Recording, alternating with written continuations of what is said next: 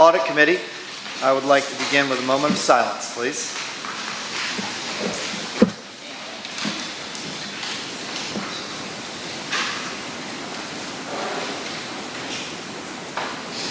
Amen. Thank you. Amen. Before we begin today's meeting, do I have a motion to accept the minutes from the July 25th, 2019 meeting? Any discussion, additions, deletions? All in favor? Opposed? The ayes have it. Before we begin, let me just sort of see if I might, for y'all's edification and consideration before we go forward, to review where we are. This is the third of 3 meetings that we've now had on the internal audit. Between the last meeting and today, there's been an addition, an amendment to the internal audit. I believe the mayor's had a chance to respond to it. Order, please. Also, there was a request that if any of you at the council had questions based on the first 2 meetings, any of the findings of the audit, any of the findings of our external counsel, that you submit questions in writing to our internal auditor. I understand that there were about 12 questions. Can we have some order, please? Thank you.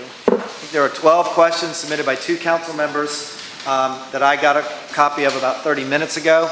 That'd be council members Griffin and Moody. Are there any other council members who submitted questions in writing that I did not just mention? All right, so the process for today is going to be to receive yet another addendum to our internal report. I see on our agenda we have a report from outside legal counsel. I don't know if we've got one or not. If we do, I haven't seen it, but we'll ask to keep that short. We'll then have questions for the mayor. Those will be the questions that were submitted from council members. And then we'll discuss next steps, which will be a participatory discussion by this committee as to where we are, whether we close out this audit, whether there's any motions, which the chairman will entertain, and we will then bring this meeting to a close. We're scheduled for 2 hours. I would like to keep it to that, please, if we might. Before we begin, are there any questions just about where we are procedurally and where we're going to go today? We're all okay? We're all in agreement? All right, so I am now, does everybody, by the way, did everybody get a copy of the amended internal auditor's report? And with the changes that are highlighted for you in yellow, did everybody, including you, Mr. Mayor, get a copy of the questions that were submitted by Councilmember Moody, which I believe were 2, and Councilmember Griffin, which I believe are 10? Has everybody got a copy of those? No, I don't think so. I don't know why. My questions were on my desk, but they were on these other. It may be helpful. We did not give to everyone. Okay, it may be helpful if we can get a copy of those questions for everybody. Can we do that? They're short. Anyway, we'll try to get. Yeah, you've got 2. Councilmember Griffin's got 10. They're not long. Councilmember Wagner. Yeah, we received the internal audit report, but it says we're going to review the outside legal counsel report. Well, there's no written report. Do we have one of those? No, sir. I have not seen it. If you do, is there an updated written report from outside counsel? Yes. Oh, yeah. All right. We'll take that up when the time comes. Where's it at? It's not here. That's a good question. How can I review it if I don't have it? I concur and agree with that observation and question. So if there's something you think that this council needs to see, this chairman needs to see, or the mayor needs to see before we go forward, we probably ought to take a look at it. Maybe we ought to take 5 minutes and look at it. Okay. It was my understanding that both final reports would be handed out at this meeting.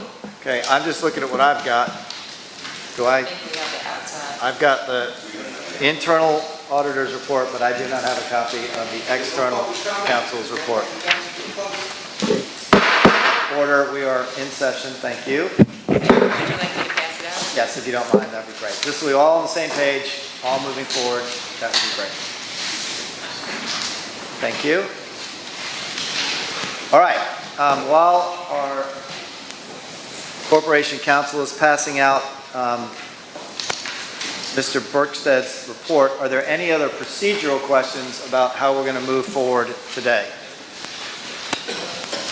All right, excellent. So, that being said, let's give Ms. Sardina a second to pass out her documents, and then we will turn over the keys to the car to Mr. Majernik. who, by the way, while we're waiting for Ms. Herdina to come up, to complete passing out, I just want to thank Mr. Majernik in advance, and I know you all joined in the thanks. He has worked extremely hard on this under some tough conditions. And as a reminder, by the way, and we discussed this at our last committee, we will take up the matter of the structural investigation and reporting of the internal auditor's office and the manner in which that auditor reports at our regularly scheduled annual audit committee meeting, which will be also at the time we get the audit presented to us, which I believe, and I don't see Ms. Wharton, is scheduled for September. So it'll just be a few weeks away. All right, I think Ms. Herdina has passed everything out. Mr. Majernik, the floor is yours. Mr. Majernik, all yours. Thank you, Councilmember Seekings, members of council and mayor. We have made a couple of additions to the report. Everything is in front of you. Everything that is new is highlighted in yellow, so it's easy to find as you're looking through the report. And this has been modified slightly to include the mayor's response a couple hours ago, so the copy on your desk is lacking his response that is in the report that was provided today. So we've added a new finding number 8, and this relates to all the emails that came in from different council members. So our observations, internal audit has reviewed numerous emails obtained by members of council, as well as targeted searches for specific topics from the mayor's city email communications. Majority of the emails we received warranted no further discussion. We have some summarized below by person and/or topic. First of all, the emails between the mayor and Mrs. Tecklenburg. Most emails from the mayor and Ms. Tecklenburg were related to thoughts, ideas, suggestions Ms. Tecklenburg sent to the mayor. There were a few requests for reduced fees for nonprofit organizations for the City Gallery and the Gilliard Center. We have reviewed event calendars for the request by Ms. Tecklenburg and not identified any reduced fees for the organizations she requested concessions for. Ms. Tecklenburg has also forwarded several resumes along to the mayor for consideration, one of which asked, can you see that she gets an interview? We have questioned the department and noted that the individual mentioned in that email did get an interview, but was not chosen for the job. Internal audit saw no records where a resume sent by Ms. Tecklenburg resulted in someone getting hired. There was also an email from Ms. Tecklenburg dated February 22nd, 17, asking the mayor why enough pie got turned down for funding from the city of Charleston this year. Reviewed community assistance grant awards and noted that they did not receive anything in 17. After that, in 2018, the staff committee recommended they receive $0. However, that was later increased by the mayor to $10,000 and then reduced by council to $8,760 for that same 2018 to help balance the budget. In 2019, both the staff committee and the mayor recommended $2,000 in funding to enough pie. Next up, we noted an email from Ms. Tecklenburg's Gmail account to an external individual on June 17, 2017 stating, and there's some information before that's not pertinent, but we'll look into this matter and get back to you. Please use my new city email in the future. Thanks, love, Sandy and John. And provides the mayor's email address within that email. The email was sent in response to a constituent's request for assistance. The question was raised whether Ms. Tecklenburg has access to the mayor's email, as this was sent from her email indicating to use my new email address. Next up, internal audit further noted a request from Ms. Tecklenburg dated October 25th, 2017, stating, can you bring me 15 City of Charleston lapel pins home? There was no indication why the mayor or whether the mayor took the pins home and what the pins would be used for, what the public purpose was for the pins. Internal audit noted an email that was forwarded from Ms. Tecklenburg to the mayor on November 28, 16. The email included sensitive information related to why a candidate for employment was not hired. There was another email chain forwarded by the mayor to Ms. Tecklenburg on July 20th, 2017 of similar nature, which indicated the reason a current employee was not promoted within their department. The email included specific violations that prevented them from being promoted. Next up, we have a few emails between the mayor and Mr. Roy Willey. Most emails provided by internal audit between Mr. Willey and the mayor related to donations from the campaign inauguration fund. Internal audit noted several requests from both the mayor and Ms. Tecklenburg requesting Mr. Willie contribute monies from their campaign inauguration fund to various organizations. There were also communications initiated by the mayor requesting the balance of the fund in February 2016. There were also emails to and from Mr. Willie in relation to projects he was working on for the mayor, specifically related to Chernoff-Newman, City Bot, affordable housing referendum, the mayor's priorities, a resume for Ms. Willie, along with some other topics. There were also communications between the mayor and Mr. Willie about the mayor's campaign manager requesting online payments for his campaign. These communications were very limited and typically initiated by another party, and the mayor responded to the emails through a city email account. We also noted an email sent to the mayor, from the mayor to Mr. Willie on February 13, 2018, before the City Bot RFP that we had discussed earlier, stating nothing new on City Bot. I had somewhat decided to not push until the call center opened, which will hopefully be soon, but I'll need a reminder, thanks. This communication was performed outside the RFP process, and the RFP was canceled after awarded to pay it. Next up, we have some emails between the mayor and his son, Joseph Tecklenburg. There were several emails between the mayor and Joseph regarding real estate transactions. Some of the emails related to past real estate transactions the mayor was involved with prior to election and requests for clarification on those deals and contracts. There were other emails where the mayor requested Joseph pull the owner of a particular property.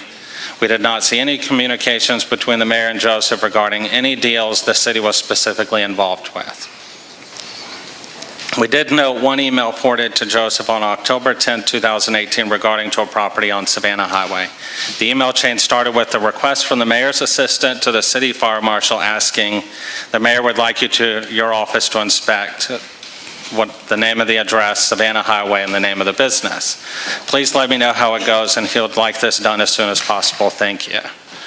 There were communications back and forth and clarification from the mayor's assistant indicating they need a fire marshal inspection to open for business. The chain, along with the details of the inspection, was sent to Joseph. Last up, we have some emails regarding Chernoff-Newman, and there's an email in there from the mayor to Mr. O'Toole in response to an invoice that was sent from Mr. O'Toole regarding the final balance for Chernoff-Newman. The mayor indicated, with all due respect, I don't feel they delivered on 1, 2, or 3. We did not see further communication on the topic, but the invoice was paid in full at $38,000. It's unclear if and how this was resolved before paying the invoice. So from all these emails, we'd like to recommend that all measures should be taken to ensure that the mayor's email account is secure and only he has access to the account. In addition, human resources or other sensitive city business related decisions are considered confidential and should only be reviewed by appropriate city personnel and not disclosed to individuals outside the organization. We also recommend in the future, the mayor redirect campaign-related communications, including the campaign inauguration fund contributions, to personal email accounts rather than city accounts. Lastly, we recommend only official city business be conducted on the city email. We have the mayor's response to all that, which I will let him go over. And if you'll turn to page number 31, we do have a breakdown of for the prior question asking for a breakdown of the invoices submitted by Mr. Willie. So we've reviewed all the invoices from Roy Willie. Based on the invoices, most charges are for advisory services for the mayor and his staff rather than legal service. Though there may be some more legal expenses, we have identified only those that were clearly related to legal research or services. Below is a summary of charges paid to Roy Willie from January 16 through June of 17. And there's a list showing different topics related to like budget concerns, city bot consultations, council meetings, customer service desk, gigabit and Chernoff-Newman, housing, 526. And the list goes on to give all the different things that he discussed that you guys can see in the report. And the last question that we had not answered was in relation to, it was the final question on page 33 and 34, We're looking for all the service that the mayor has on boards and commissions, nonprofits. So on page 34, we've got a list. The mayor indicated he's on the following boards and commissions: Berkeley, Charleston, Dorchester Council of Government, Charleston Area Regional Transportation Authority, Charleston County Aviation Authority, the Gilliard Management Group, Harbor Club, International African American Museum, West Edge. And we did a search as well to see if there was anything else, and we also found on different websites his name on the Carolina Art Association, which is the owner of the Gibbs Museum, Charleston Regional Development Alliance, Charleston Sister Cities International, Charleston Water System, and Engaging Creative Minds. The mayor indicated he has received $385 from per diems from the Charleston County Aviation Authority. The mayor also indicated Ms. Tecklenburg is on the board of Fresh Start Vision. So we have a list in Appendix B and C on the last 2 pages of the report that show all the boards and commissions and how much the city has paid them over the last several years. We also have reviewed the mayor's campaign spending through June 2019 and have noted all the vendors that we share with his campaign and the city, and that's on the last page of the report that shows how much we paid the vendors over the last 5 years. Next up, we had a question about, do other cities pay for travel for the mayor's spouse? So we have polled Columbia, Greenville, Savannah, and Wilmington, received responses from everybody but Columbia. They did not respond to our request, but all of the other cities, Greenville, Savannah, and Wilmington, do not pay for mayor's spouse travel. And lastly, we had a question asked if we could look at the RFP for West Ashley revitalization and report back next time we meet. So we have reviewed that RFP, solicitation number 16P026Z for West Ashley Master Plan. The city received proposals from 11 design firms and placed the following 4 on a short list: Design Collective, Dover Cole, Goody Clancy, and Urban Design Associates. Those 4 firms presented to the committee in November of 16. All firms were ranked from 1 to 4 by the selection committee. Those rankings were tabulated and the lowest score won the contract. So the winner was Dover Cole at a cost of $510,000 with a score of 13. The price of the runner-up was $355,000, which is $155,000 over or less than the winner. The price was later negotiated by Josh Martin down to $493,800 from $510,000. And that concludes everything that was added to the report since our last meeting. Everyone's gotten a copy of it, got a chance to review it. One part we still have to hear from is the mayor has issued a written response to number 8, yes. And we shifted the numbers a little bit to put number 8 ahead of all of the findings that we had that were related to the department as a whole. Is this the report that you sent out to us? It is, with the exception of his response. His response is now in that version. Where are his responses? For finding number 8, that would be on page 20. And I did not highlight that, but that is his response to it. That's the only thing that's been added to the report since. Right. Yes. It starts at the top of page 20. It says finding 19-005, number 8, mayor's response. That's highlighted. And then there's 2 paragraphs below. And that's his response to that, and he can speak to that. So just quickly, Mr. Majernik, what you just read to us and what you submitted to us is your final work. Yes. There's nothing left for you to do. Nothing left to do. All right, before we get to... The only other question we've had is about council travel, and we consider that separate from this audit. We read about that in the paper. Right. I like a lot of other stuff. All right, Mr. Mayor, is there anything in addition that you want to get added other than the response you gave originally, and then response to number 8 on page 20 before I think we're going to have to move to adopt this as a final report before we get to questions. We read those other comments into the record. I don't feel that I need to read this in the record. Your mic.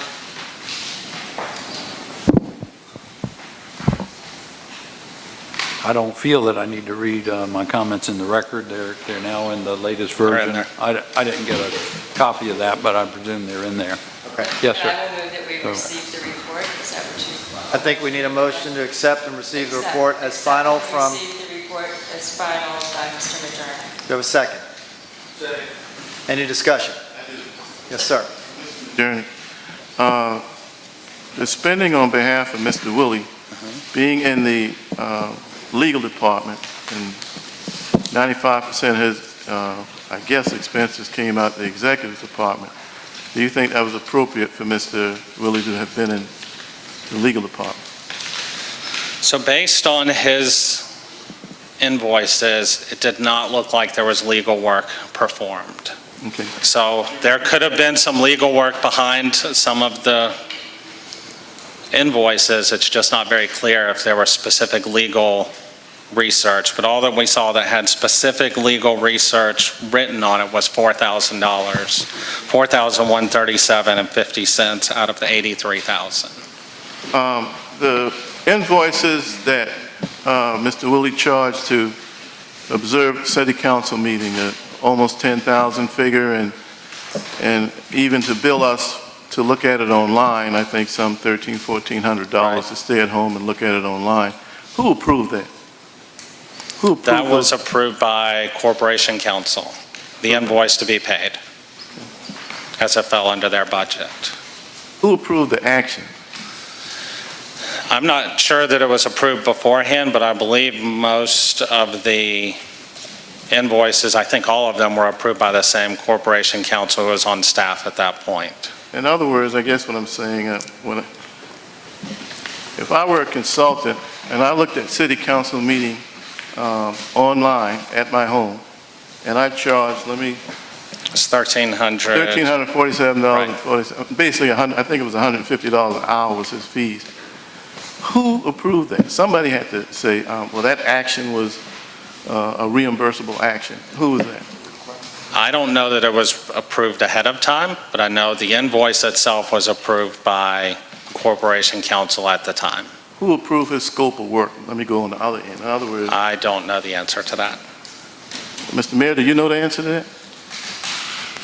Well, it is addressed in one of the questions from Mr. Griffin that I will be answering. You're going to be in a little addressing it? bit. Okay, Is that okay? that's fine. If you're going to be addressing it, that's fine. Any other questions for Mr. Majernik? Councilmember Griffin and Councilmember Moody. This is on, just so clear, this is on a motion to accept the report as submitted with the mayor's Right. comments. Thank you. I'm going to start at the back. You asked the mayor what boards and commissions he was on, and he submitted a list, and then you found several more. What, did he just forget, or how did that come about? Do you know? So we received the first list of boards and commissions he was on. Then we received a second list saying that he forgot about one or two, so he submitted a couple more. And then when there were a couple forgotten about, we just decided to do our own search just to make sure it was an all-inclusive list. And there could still be things missing. We just did a Google search, a Yahoo search, and that's what came up when we looked. Other thing, how much time did the mayor have to come up with his responses to this? Whenever we got the report last week, I think it was Wednesday of last week, was he given then a certain amount of days to get this done? Because there was a lot of added information, but only the one response by him. So they were all one finding. We grouped all the emails into one finding, so we considered that just to be one response. He received the report the same time you guys did on Wednesday and provided the response this afternoon about 1 o'clock. But he could have also discussed Roy Willie and some of these other findings, given. Potentially, he could have. Okay. Thank you. Councilmember Moody. Going back to this Roy Willie situation, my understanding is that probably Turn it back up. because You're green lighted now. Yeah. Because Mr. Willie was in the legal department, that there's no requirement there for RFQs, RFPs. I mean, That's correct. They have a certain amount of budget whereas if these expenses were over in the mayor's office, they would be subject to a different type of procurement policy. Is that not correct? That is correct. So legal does not go through procurement. So now we might be finding out why these numbers were over in the legal department rather than maybe in the mayor's office. And I've got a couple of questions specifically, and I mean, from what the mayor said that he was going to address these, not only these council meetings, I mean, right now we've got I see 2 lawyers here, 3 lawyers. And every council meeting, every meeting we have 2 or 3 lawyers. So I'm not sure why we would have another lawyer that's being paid as a consultant, particularly to watch it on TV. So, and then there's several things on here that have to do with the gigabyte service, other things dealing with IT department. And we also have a separate IT department that I'm not sure why they were not doing some of this stuff and not paying a consultant. The thing that gets me the most is that this $23,000, the advice of the mayor and staff on various matters. I mean, that's just a glaring number there. And staff meetings, and there's another one up here for training, leadership training, that's $23,000, $33,000, $34,000, $42,000. Almost half of that number is in those 3 things, and we don't have any real idea exactly what he was doing at all. So the $23,000, there were several different topics, and if I list every single one, it would have taken 5 pages on this report to go through that. So there were just various different matters. So they were listed in his invoice? They were listed in his invoice. We just tried to group it by category that made sense to us. I got you. Thank you. That's very helpful. Staff meetings would be the same way? Staff meetings were all grouped together when he attended a staff meeting, or if he had a meeting here with either the mayor, Mr. O'Toole, or any staff members. So and most of them were with the mayor or Mr. O'Toole. That as to what was going on in those staff meetings. I mean, is that part of what you were asking, I guess? Part of the questions. Okay. And then I would say the same thing on the leadership team meetings. And that's where all the department heads get together, if I'm not mistaken. Yeah, but he's not a department head. Right. I mean, I'm not sure why you have a paid consultant in a team meeting unless he's providing some kind of service. I'm just curious as to what that was. I mean, what I saw was just meetings or team meetings. Right. Yeah, there wasn't much of an explanation, and I think that was really, when I first saw this stuff 2 or 3 years ago, when this stuff came up, that we started asking, what was this guy doing? And that was the end of the service. So we seem to have done very well without him. So that's good news. That's it. Okay, thank you. Any more questions on the motion? I think we got Councilmember Shea, Councilmember Gregory, then we'll turn back to some of those that ask questions. Councilmember Shea. Two questions for you, Robert. On the boards and commissions, how many of those boards and commissions are ex officio or by virtue of his office as mayor? Not sure. And we tried to write the ones where he was an honorary member. We have that written in parentheses if that was specifically listed. So if it wasn't listed, then I can't say whether or not it was one way or the other. But where it was listed, we did put that in the report. The second question, for curiosity. Can you turn your microphone on, please, Councilmember? Thank you. I don't know if my voice was loud enough. And I know that Councilmember Waring and I both served on this committee to review the bid for the RFP on the revitalization plan. And for some reason, I just forgot about this, but do you know why we did this scoring in sort of a reverse order? Because most of the scoring that I have done on other bids have been by high number, not low number. And So what happens with the RFP, on the first go around, you do score it and the high number wins. And then they shortlisted those 4 firms and you rank your number 1 choice, your number 2, 3, and 4 choice. So that's where you get to the low score on the short list of respondents. Thank you. All right, next I have Councilmember Gregory. Then Waring, then Griffin. Got your microphone on? Yeah. Excellent. And maybe the mayor's going to answer these questions later on. I guess I want to know why do we have someone in council meetings at the tone of almost $10,000 when all of our council meetings are recorded?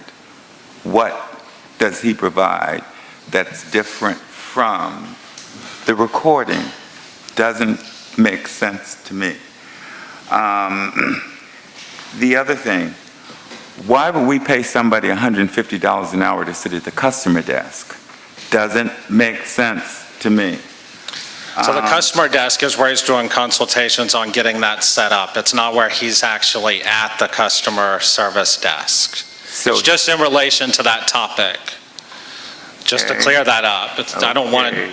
he was Okay. not at the customer service desk himself. Okay, and what would, and I'm just asking for clarification, I'm not, so that I understand. Staff meetings, why are we paying somebody $11,000 to be in a staff meeting, and what does that person provide? I mean, the way the paper is couching this is as if we are being petty. We're not. We're doing our job. There's a reason why we're honorable, because we must walk in honor. There's a reason why, okay, the employment handbook does not apply to us, because we're supposed to be above that, because we're honorable. We walk in honor.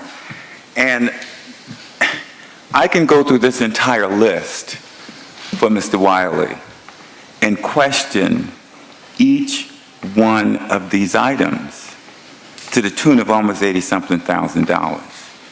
I was put here to protect the interests of the citizens of the city. I don't care what the Post and Courier prints tomorrow. I really don't, because I'm doing my job right now. And some of these really are problematic to me. Again, I think it's unfair to our legal department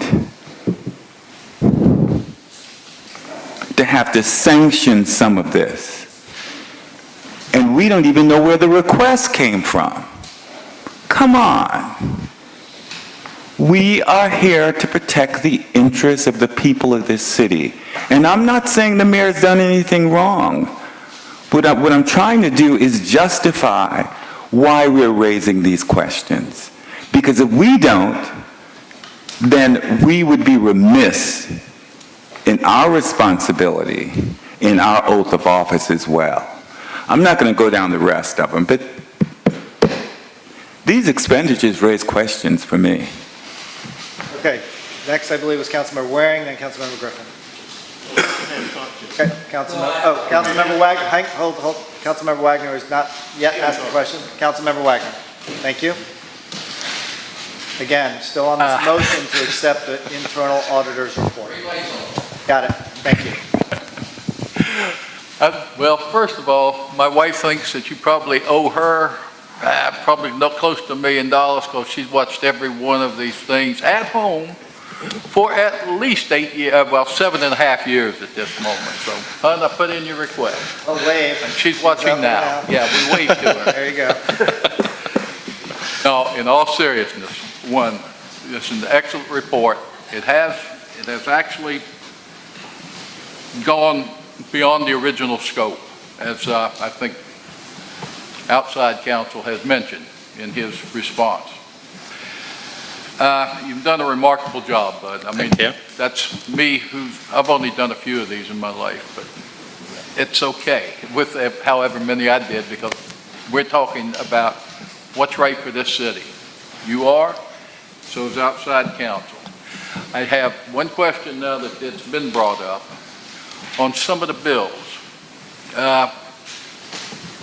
I remember reading in some of them where it said draft of A, B, or C. I think there were 2, maybe 3 of them. Have you seen any drafts? I mean, that's an end product that would go to our legal counsel. From I would Mr. think. Willie? I would think, and maybe I should have asked Susan this, but I just now thought of it, because I did read them all. I did read every invoice. So back at the time, Susan Herdina was not the person signing off on Well, these invoices, and the Well, I person that understand did, that, but it's that did the is not department here now. anymore. If it was a draft, it should be in the files if we paid for it. I mean, that's Correct. kind of what I'm thinking. Now, having said that part of it, I think the audit is fair and concise. I'm going to get ahead of myself a little bit because it's also in here. I honestly think, now that we basically moved to approve your report. Accept. I'm sorry, accept. Got to use the right word, thanks, sir. But I'm ready to move it forward. I mean, but that's one more step down. In other words, if it needs to go to ethics, we'll send it to ethics. Whole darn thing. And that would be my personal belief. That's item 5. And that would be item 5 when we get there. If it needs to go elsewhere, I would recommend we send it elsewhere. If, based on, the appearance is more than likely, in most cases, the appearance is worse than the actual event. Or that's been my experience over the last 50 years or so in the workforce. But the appearance is just as damning as the real thing. Okay? So that's where we need to go, I think. And if it needs to go forward to other places, let's send it. I mean, pretty simple. Let's be fair to the mayor. Let's be fair to us. Councilmember Griffin, Councilmember Waring. I just want to make a couple more points about these Roy Willie invoices. And I just want to make a couple of comments. First and foremost, I'm sure everybody's aware what our attrition rate in employees is in the city, near 20% a year. But yet we're going to pay somebody who's a consultant $150 an hour to do menial jobs, probably as a kickback for helping out on the election. And we've got guys in the stormwater department and that collect trash that can't even make $15 an hour. And we wonder why we can't keep city employees. And we talk about, whether, this was for a proper purpose or this was good judgment or bad judgment. That to me is the poorest of judgment. Because we sit around this table every year, we can't even give a cost of living increase at the beginning of the year. But we're going to give somebody $150 an hour to go to a paid lunch. I don't know where that falls in this scope, but I saw several that said lunch with this person, lunch with that person, and to be paid $150 an hour to eat a meal. On top of that, we have these reports in the Post and Courier about $50,000 this, $50,000 that, which of course were all a farce. It's funny, the Post and Courier never once asked for any of the emails that we foiled, never once, because they don't want to know the truth. All they want to do is write opinion pieces. And on top of all of that, here we are today. We're in this position now after we have been chastised up and down. Maybe we didn't act fast enough. But at the time, 3 of us weren't even on council when this happened. Mr. Willie was running campaigns for our opponents.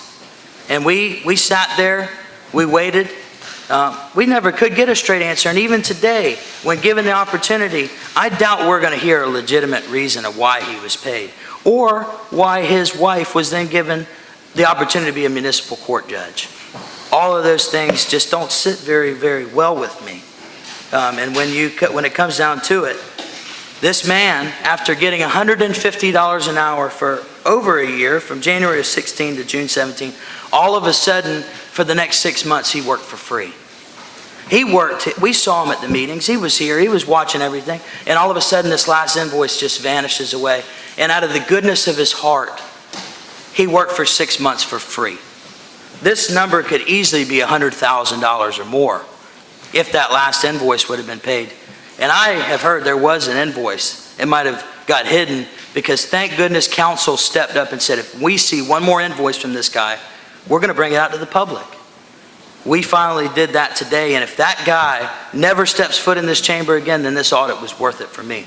Because he is the epitome of what's bad in our city. The good old boy system, the, hey, we're buddies, and I'm going to look out for you. You scratch my back, I'm going to scratch yours, you scratch mine. That ain't gonna fly anymore. Not when we have a $50 million drainage project that we can't afford. Not when we can't afford to pay our 1,700 city employees or more.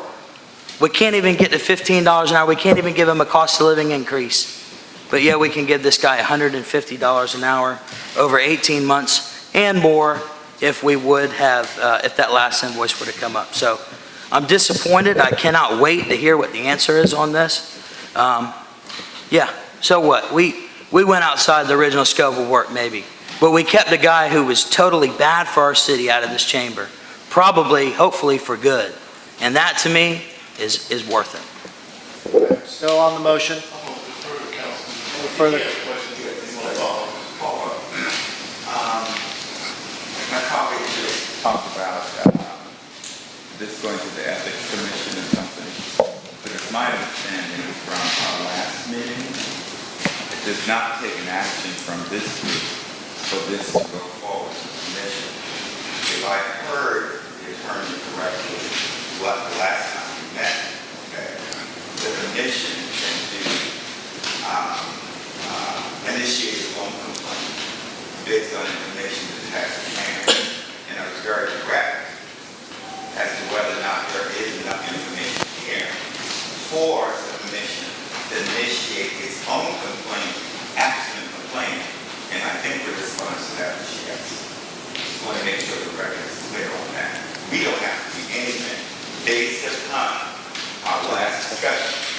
We were told there's enough information here for the commissioner to initiate its own complaint, absent a complaint. It's my understanding, though, that they would have to have that information, and unless they're reading the paper, they wouldn't have that directly. We do have verbatim that minutes. We do fair have verbatim statement? minutes which were accepted from our last meeting, which we'll go to refer to. Next on our agenda, once we've adopted this, is a report, brief, I hope it will be, from our counsel, and we will let him answer that question. We're not adopting anything. We are, sorry, accepting. Thank you. Councilmember Waring. Thank you. Then we'll put this to, well, we'll give it to the mayor, then we'll put the vote. Thank you, Mr. Thank you, Mr. Chairman. Mr. Majerni, is there a consulting contract that legal has in a file for Mr. Willie? A contract. I don't know, I have to look at our files.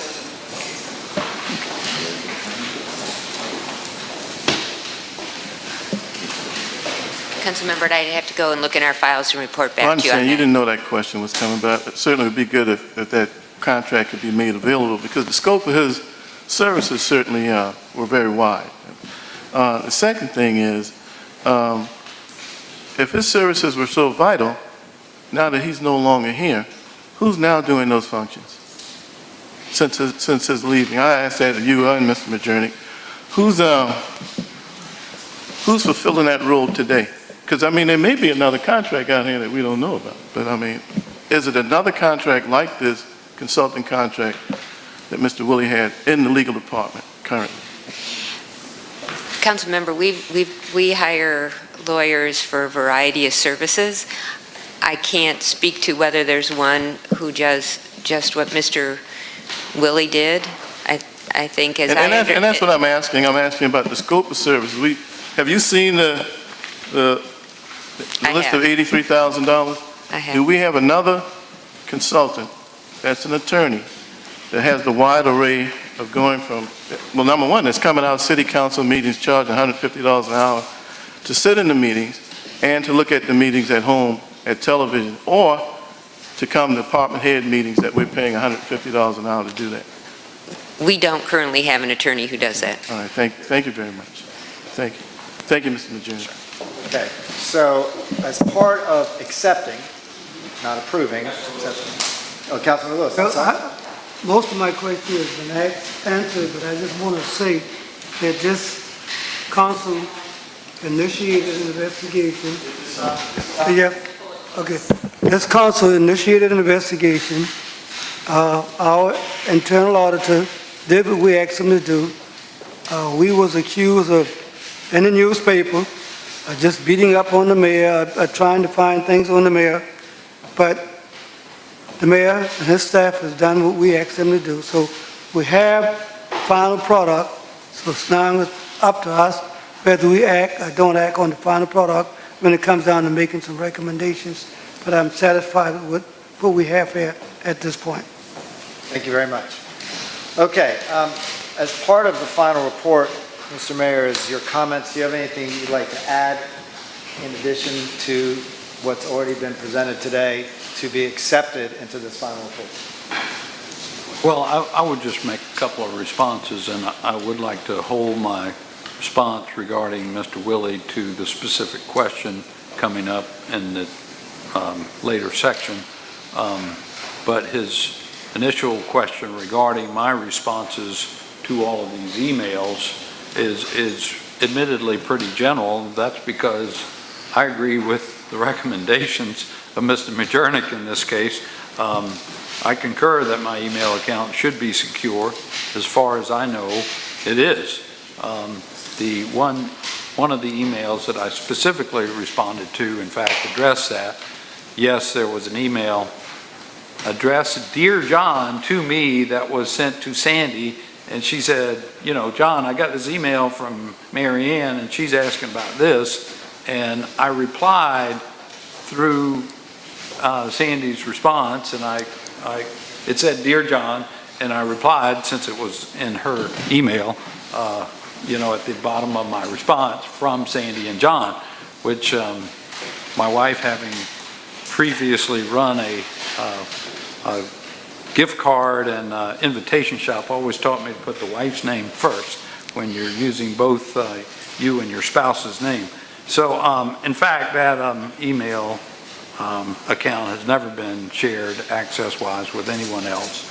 The only reason it said reply to my email in the future, my city email, because in fact I was answering her request. It was just as simple as that.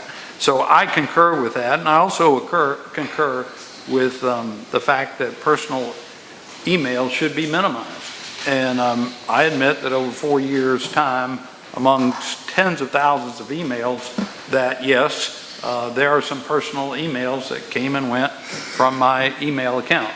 I can assure you, as a result of this experience, that those who have done so before, particularly my wife and my son, always will use my Gmail account going forward, unless they're making some recommendation about city business, which, you know, Sandy sees some idea about some good idea some other city is doing, and she'll send it to me. And I view that to be just A-okay. So that's why, Mr. Griffin, I didn't have a very laborious response to all of that, because I basically agree with the recommendations. I would like to respond to Mr. Shade's question about the boards and commissions. Councilmember Shade. Councilmember Shade. What did I call him? And Councilmember Griffin. Councilmember Griffin, pardon me. Almost all of those boards and commissions are in fact ex officio, or I serve on them only by reason of being mayor.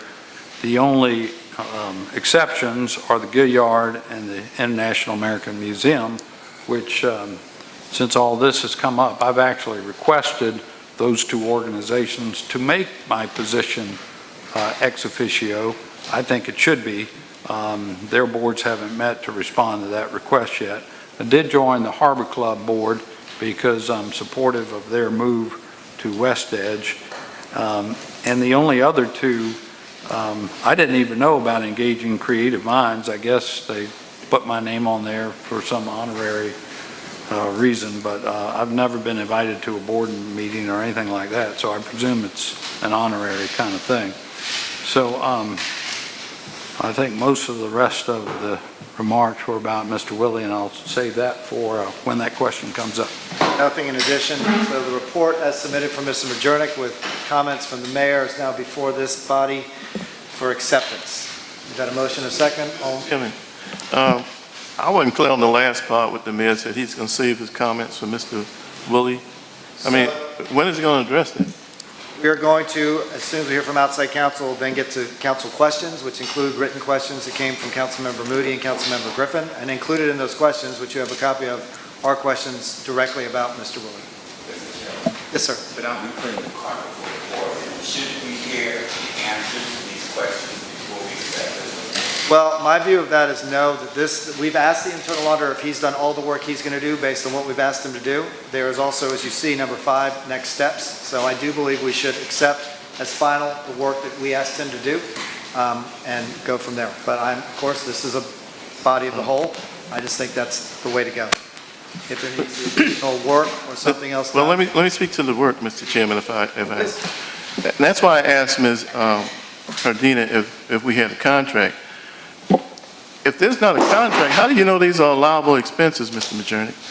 How do you relate the expense back to the contract to see whether it's within line item or not? So the allowable comes from the department head signing off on the invoice stating that, they're signing their name saying that that work was performed, and that has to happen prior to finance paying that invoice. Are they saying that that work was within line of the contract? Presumably, yes, but that's every department head. And that's where you come in. Okay, I understand because if the department head makes an error, and we're all human, I make them. If an expense occurs that's outside the line item of the contract, then it shouldn't be paid. We've had expenses paid in this audit that the mayor had to reimburse because it wasn't in compliance with guidelines. And that's what I want to get to. In other words, there had to be some contract that when the mayor referred Mr. Willie into the legal department, although he listed himself as being special assistant to the mayor, he told 9 of us around the table that, and on the website to the public for all to know, he was special assistant to the mayor. His expenses were tucked away in the legal department as a consultant. And it's that contract that that hopefully you can audit, that I don't think is in here to see whether, and you've done great work. You've under terrible pressure. And I hate asking this question because the mayor and council, which I'm a part, made a mistake. This should have been an outside audit. We shouldn't have put this pressure on our staff, but I didn't think it was going to evolve like this. But I've learned.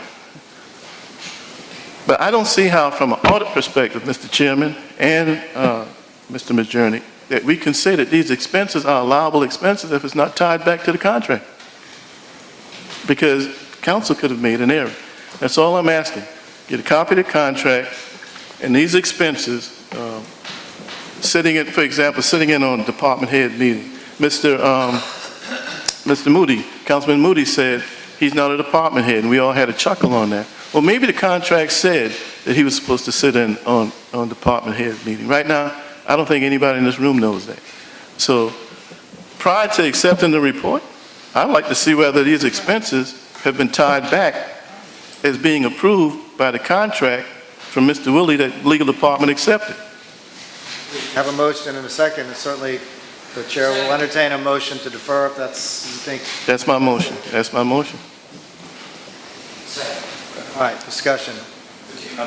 If we're going to do, can I just ask a question? If we're going to defer, can we have it with some instruction? Because at some point we need to close this. I got full instruction. All right. Councilmember Gregory.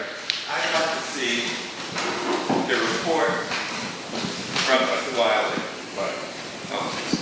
Thank you. Not the invoice. I'd like to see the report on $9,000 worth of council meetings. I'd like to see the, advice and guidance to the mayor and staff. I think that's kind of private. I'm not telling. Any of these sit-ins, the quality of life committee, I'd like to see some reports. I'd like to see something, not the invoice. I work for the people. I want to see something in my hand before I can accept this report. I think it's unfair to ask us to accept this report without having additional information on Wiley. So I'm not going, deferring is the way to go at this point. I'd like to see any report, as a result of any of these activities listed under the budget for Mr. Wiley. Not invoices, reports. Any other comments about deferral? Let me just say this. I think at some point, we've asked the internal auditor to give us a report. He's given us a report based on a scope. I do think at some point, closing it out and then allowing for questioning on an accepted report to the mayor will be more productive. I understand what you're looking for. There can always be, once we've accepted, not approved, accepted this report, addenda, we can ask for more work, but at some point, I would just ask this council to consider the closing out this scope of work, and if there's more you want to do after this meeting and after we've had the questioning of the mayor, which we haven't even gotten to yet. But again, the motion is out there. It's a motion to defer. There's been a second, and we will entertain further debate. And I see Councilmember White with his hand up first. I'll just maybe make a recommendation that City Council meets tomorrow. The Audit Committee report is part of that. Correct. And so, certainly within 24 hours between now and then, hopefully the legal department could provide us with the contract and the reports requested, and maybe we take up the acceptance of this report at that point in time. We can defer with instruction to accept or debate tomorrow night at City Council. Does that give somebody enough time to produce the documents that have been requested to the extent they exist, which I suspect there may not be any? Right. Certainly will look for it in our files. So, Councilmember Waring. My only reason, well, not only reason, but if expenses, again, we saw invoices, but we didn't see the body of the work that we're being paid, that the city, the taxpayers, frankly, have paid for.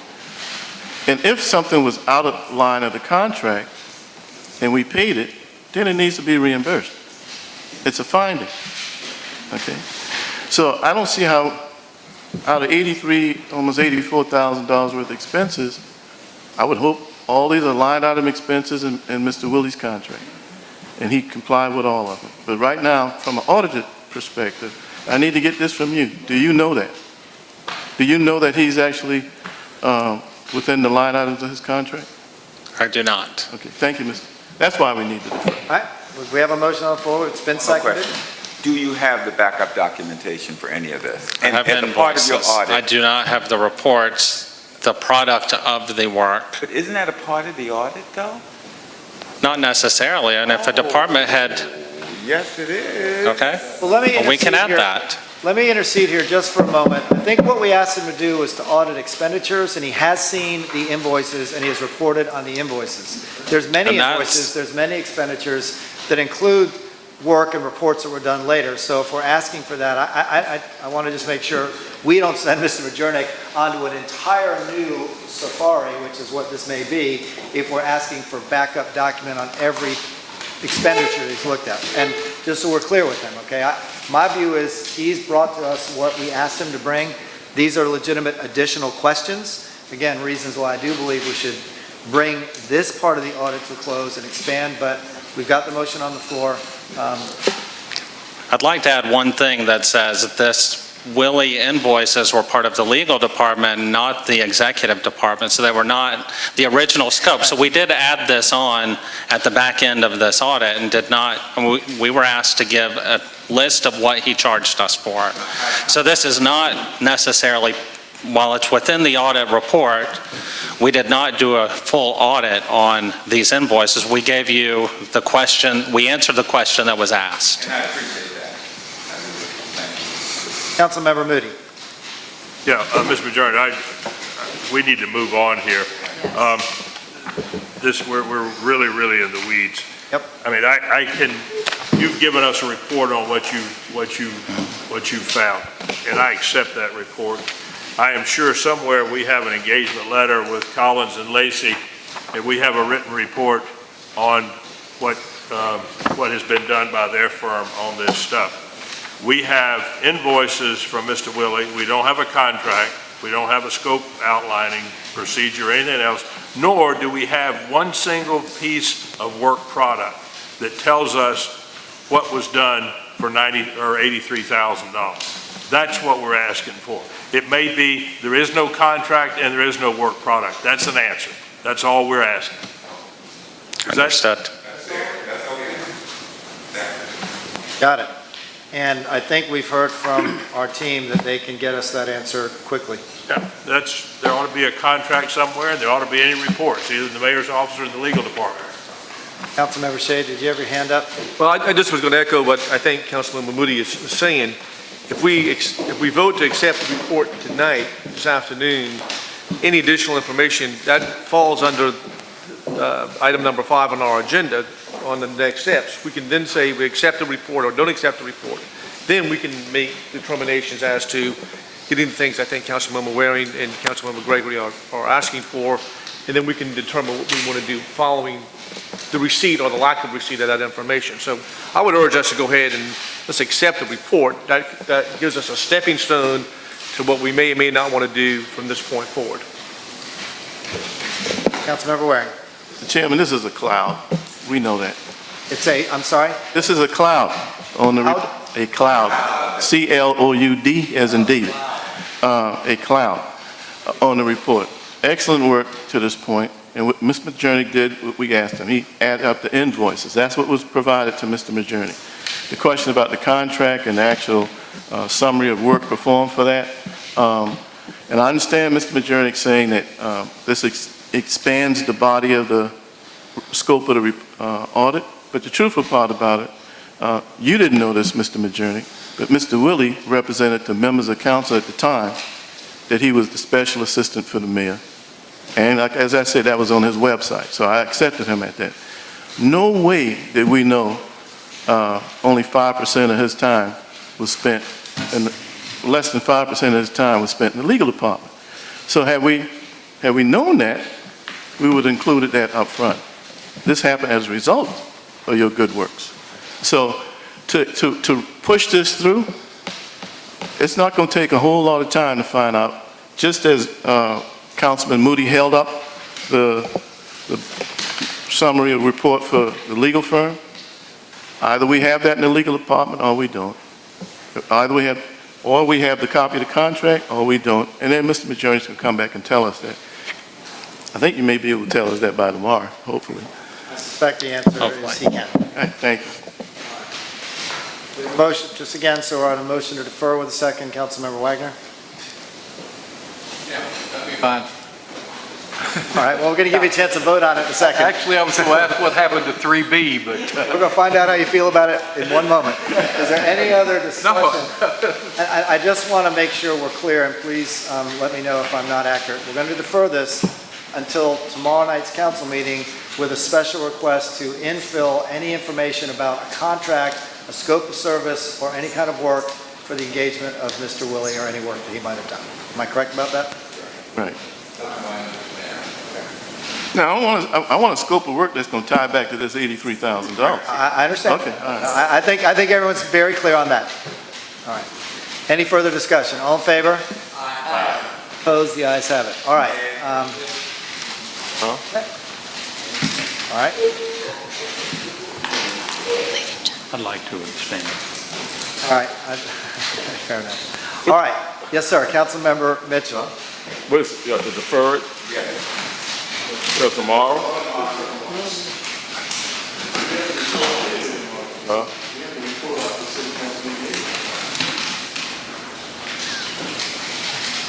I went with deferrals fine, but I figured that, when we ask for what we asked for, and that was done, I feel you could accept the report, but still come back and make another motion to go on and get what you needed, what you all was asking for. I think those are two separate items. In a sense, it's still there, but it's two separate things in a sense. If we had just the report we asked for, yeah, we already voted, but I'm just saying, it's already done. We can reconsider. No, it's already done. What was the final vote on that? Not clear. We might have to vote again. All in favor? Aye. Opposed? Nay. 3 nays. And 1 abstention, and 1 absent. She was here when she voted. She let us know she was leaving. She had another appointment at 4 o'clock. She did advise both the chair and the clerk that she was leaving at 4 o'clock. Okay, so we've deferred it. Now, Mr. Majernik, you okay? We'll give you a little break, and we're going to hear from our outside legal counsel. So, Mr. Berkstead, let me just say this. We now have gotten a report from you today. I think it would probably be appropriate for you not to read it in full, but to give us the highlights of what's in that report, and then to answer any questions that this council might have, now understanding that we have not accepted the internal auditor's report, may not do so, or may do so tomorrow. So with that in mind, if you would give us the highlights of what you've submitted to us today, anything else you'd like us to know, and then I'm going to open up the floor to questions. I will. Thank you. Thank you again for having me here. I was here July 15th of last month, again July 25th of last month. First time I was here, I presented my preliminary findings, and really after looking at some additional information, particularly emails under the Freedom of Information Act, really nothing much has changed from my preliminary findings. I mean, my letter will detail it in full. I understand that you've just been provided a copy of the letter. You haven't had a chance to maybe read it, or if you have, maybe not digest it. But, you know, I would say initially, when we were here back in July, we said that this was left undone. And we said that this was left undone because there are some emails that were provided to the internal auditor earlier that week, and there was simply no real time to review those emails and meaningfully analyze them. So I might not have brought it up back in July, but I mean, as I started to consider these emails and consider the audit, I really think that counsel has gotten beyond what it originally intended. And I look back at the minutes for the meeting in May when this audit was ordered. And, well, let's just see what counsel said. Let's see how this was broached. And it's in very vague terms, not pejoratively, but very vaguely, the minutes state that counsel wants to order an audit of the mayor's office, including the items that were discussed at this meeting, but not limited to those items. So, you know, a lot of people can have different perspectives on what the appropriate scope of the audit is, but I will say at that meeting it was discussed primarily the role of Sandy Tecklenburg in government. There's an issue regarding business cards. There's an issue regarding the driving of a car, of a government vehicle. And then there was one issue not really related to Ms. Tecklenburg necessarily, but just as far as personnel decisions within the mayor's office. So I think council certainly has the authority to expand that scope, but you know, my perspective, again from the outside, is that you know, giving kind of piecemeal requests, you know, to the auditor puts Mr. McJernick in a difficult position, and it's also not maybe just the most effective way to conduct the audit. I think if council wants to go forward, I think that should be through a vote. And certainly people have different perspectives on what issues are important to look at and what issues they might be satisfied with. But I think that it's best done by a vote of the audit committee or perhaps council as to either expanding an audit or conducting a new audit. So I get to the emails, and I do believe the emails are outside of the original scope of the audit, but they were included in the audit nonetheless. Let me correct myself. By and large, not everything, virtually everything in the emails were beyond that original scope. I did review the emails. My analysis of the emails is a little bit colored by, you know, my former background investigating matters between, you know, with the Attorney General's office and then with the Ethics Commission, because sometimes you can tell everything that happened in a situation by reading an email. But sometimes the email is lacking context needs and what's really needed to get to the truth of the situation is an investigation. So the email may suggest that something happened that maybe shouldn't have happened, or there's a decision that's made that's questionable. But the email might omit a phone call, a conversation that was made, and certainly because these emails were gathered and provided to the auditor through a Freedom of Information Act request, that FOIA request was only on the mayor's emails.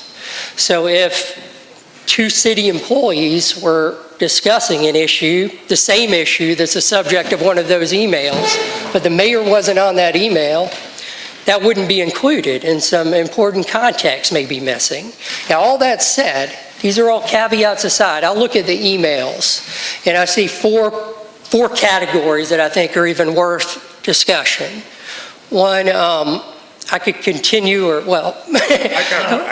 Well, we got a couple questions out here. I'm trying to figure out where we're going with this. Yeah, that's what I'm trying to figure. Well, I mean, I would say... Is this summarizing the report you've given us on our desk? Sure. If that's more appropriate, my summary, my take on the emails are summarized in the report.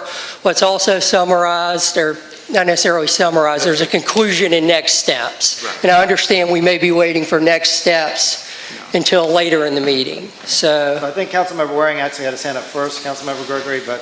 I hesitate even asking this question to Councilor, but Councilor, the mayor and Mr. Woolley represented himself to at least 9 of these council members as being a special assistant to the mayor. He put it on the website that he was special assistant to the mayor. It was only in this audit, after the draft report was given, I went up to Mr. Majernik and I said, well, what happened to the expenses for Mr. Woolley? He says, he's not in the mayor's budget, he's in the legal department. That's when we found that out. Well, at least that's when I found that out. So I think it entirely that, number one, he should have been in the executive branch's budget. And number two, some of the information you heard that we requested. So to say that we're getting outside the scope, in particular on that issue, now you didn't say that, I'm saying that.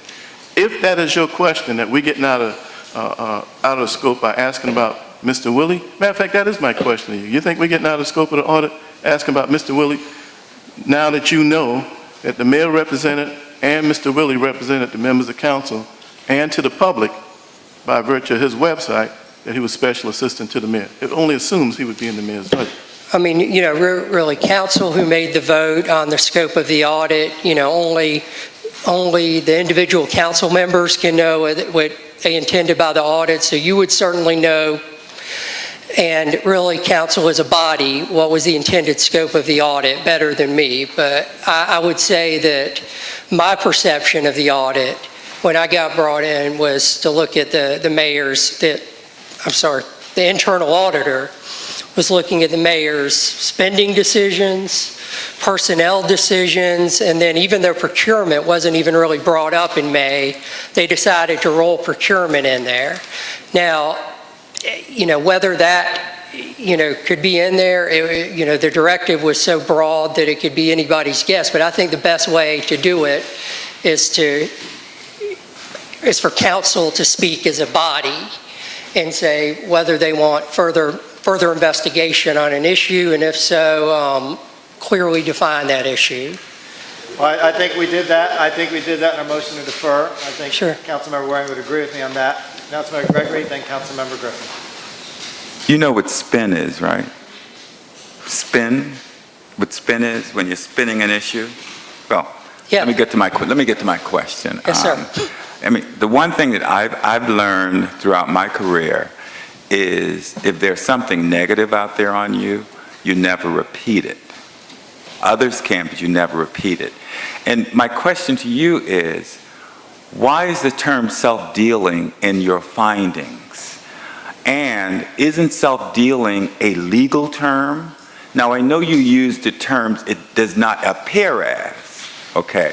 But isn't Yes. self-dealing a legal term that requires X, Y, Z before you make those kinds of determinations? I don't even know why that term was even in this report.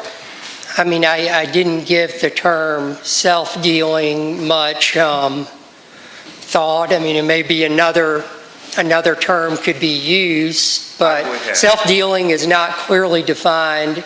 It's not defined, it's not anywhere in the Ethics Act, but the overall purpose of the Ethics Act, at least as it relates to the rules of conduct, is that public officials and public employees should not financially benefit from their decisions. It's a public service. You don't get into it to get rich. So really the fact that, that there's no personal economic interest, I think that's a material fact when I'm doing any kind of ethics I'm act just saying, analysis. all I'm saying is that would have been a perfect answer for me. Sure. As opposed to using this term that is not necessary to even be in this document to me. What you just said would have been appropriate. I do not believe in repeating a negative. And and everybody in this room know why I say that's a negative, including you. I just don't think that we should use that term in your report. Councilmember Griffin. Mr. Burgstead, are you aware that City Council had absolutely no say on your hiring and was not involved in the hiring of you to be a part of this audit? That's my understanding. You know, it's funny, you were explaining what you were brought in to do, and it seemed like you were having a little tough time explaining it. I think all of us are still trying to explain it too, because with all due respect, and I'm not throwing off at you, I don't think you've given us one bit of information in these two documents that we didn't already know, number one. Number two, I don't think that you're actually able to come up with a conclusion, and maybe that was what the scope of work was. We've never seen the scope of work of why you were brought on, but it seems to me like everything in this is just your opinion on the matter.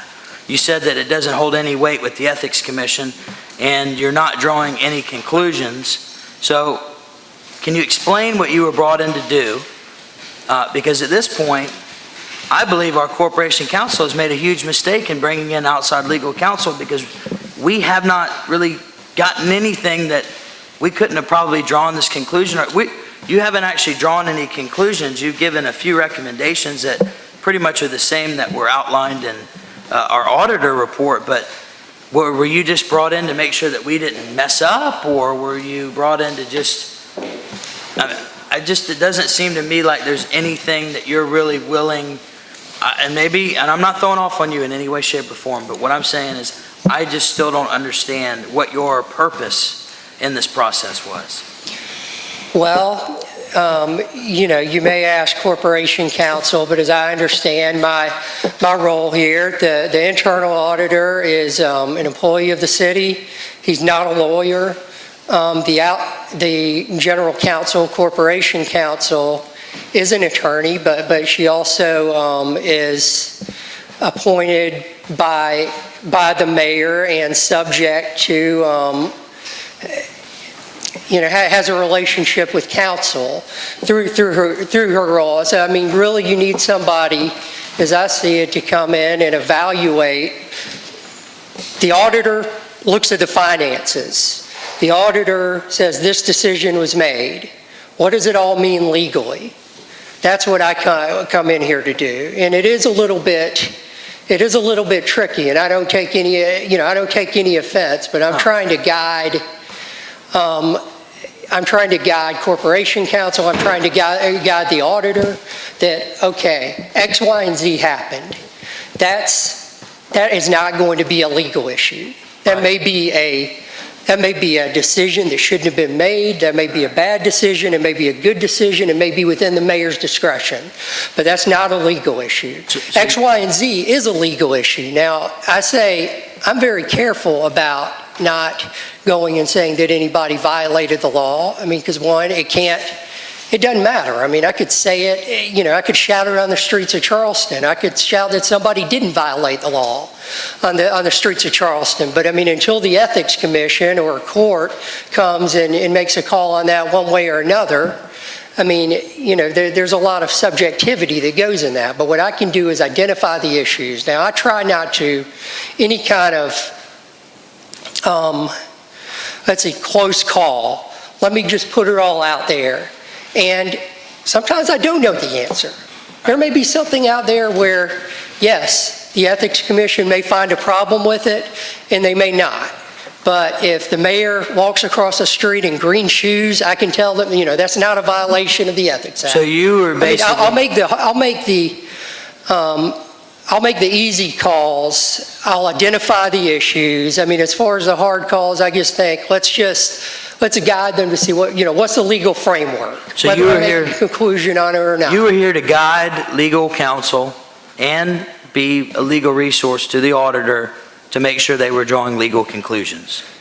Well, I may defer to Ms. Herdina, more Right. so, but as my understanding, there's the mayor spent $1,000 on a painting. Okay, we know that he spent $1,000 on a painting. What does it all mean? And if Ms. Herdina is making that call, one way or another, if it's favorable to the mayor, is it because the mayor appoints her? Is it if it's favorable to council? It puts internal staff in a bad position, and I'm not criticizing anybody on council for that, but you need somebody from the outside, to look at it. And there's been talk about an outside auditor too, and that's, maybe that's a good call, maybe that's a bad call, but you still need somebody to make those legal conclusions, in my opinion. You just made mention that there were some issues here that you may not deem as an ethics violation, but the Ethics Commission could. They right? could.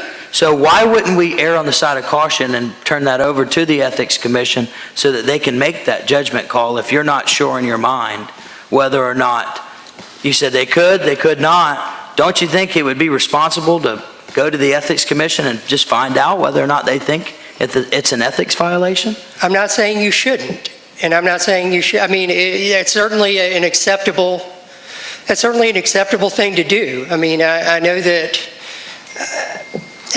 maybe that's the right thing to do. It's not my call to say what's really the right thing to do, the wrong thing to do. My role was to help navigate city employees through the legal process and identify the issues. As far as what to do with it, with all this information, that's clearly in your purview. But I think it's,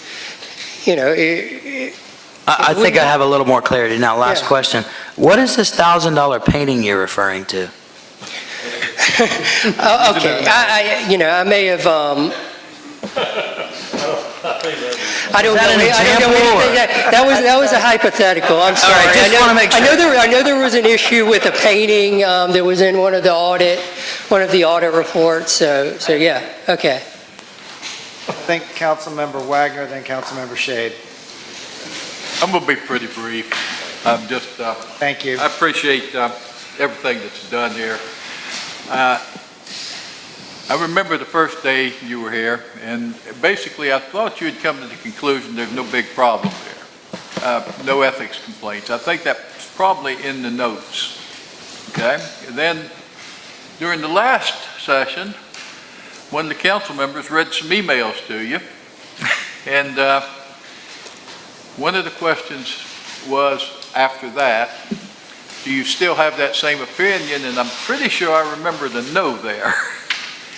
That maybe there could be a problem there, which it also, actually substantiates the potential things that we could do, file the ethics complaint, which is where I first started. Well, but I'm just curious, and I do 100% agree with you. I already said it once. This was an expanded scope.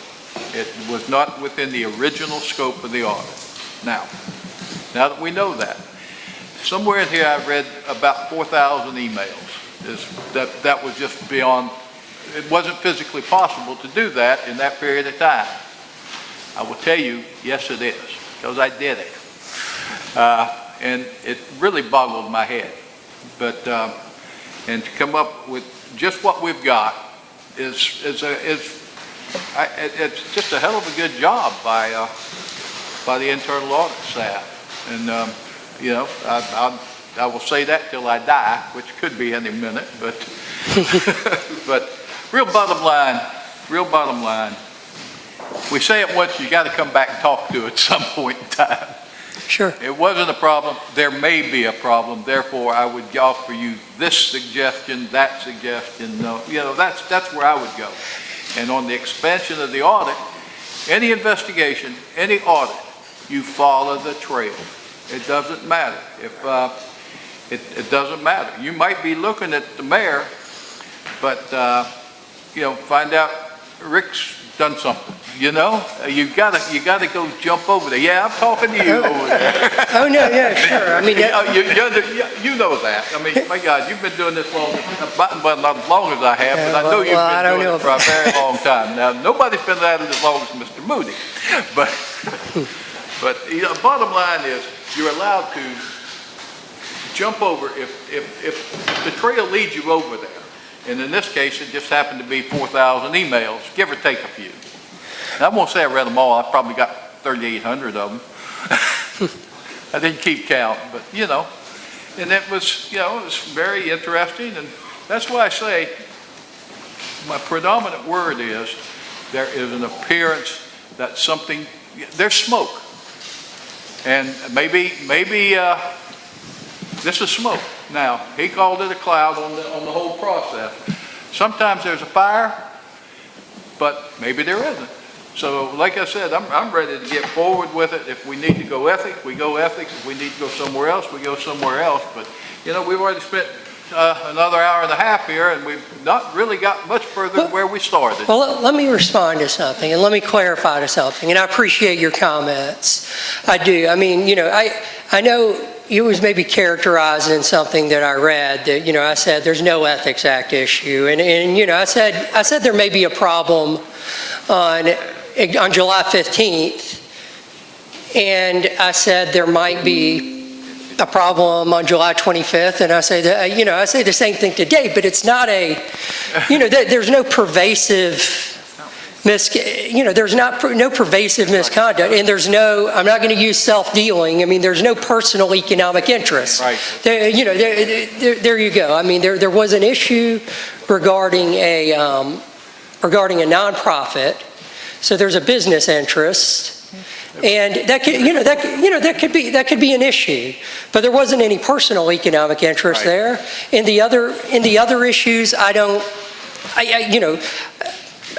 I personally don't see that personal economic interest. Other people may have a different take on it. I mean, I think what we take out of today is that there's some processes and procedures. Well, today and really what we've been doing for really at least ever since I've gotten involved, and y'all longer. I mean, there's some processes and procedures that can use some additional scrutiny, and I think that's the best takeaway out of this. Now, what y'all want to do with the ethics, that's your purview. Right, got it. We've got a couple hands up. Councilmember Shade, Councilmember Lewis, Councilmember Gregory. Said the last time.